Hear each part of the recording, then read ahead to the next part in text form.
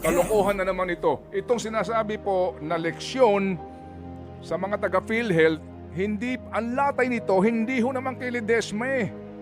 Hindi kay Secretary. Ang latay nito sa pamilyang Pilipino na mahihirap na naman, mga kapatid.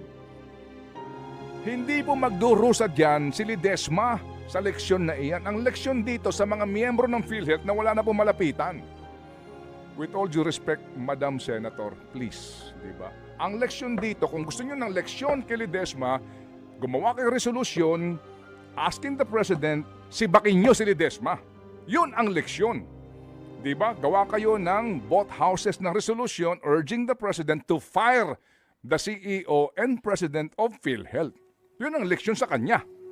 Pero leksyon sa PhilHealth na hindi nyo ginagamit pera nyo, ngayon, ang magdurusa, ang tatamaan ng latay ng latigo, yung miyembro ng PhilHealth. True FM. Kaya yatang wala po sa logic itong mga ganito pong uri ng desisyon.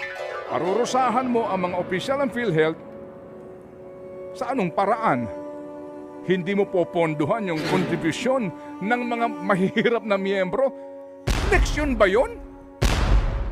With all due respect, True think FM. about it.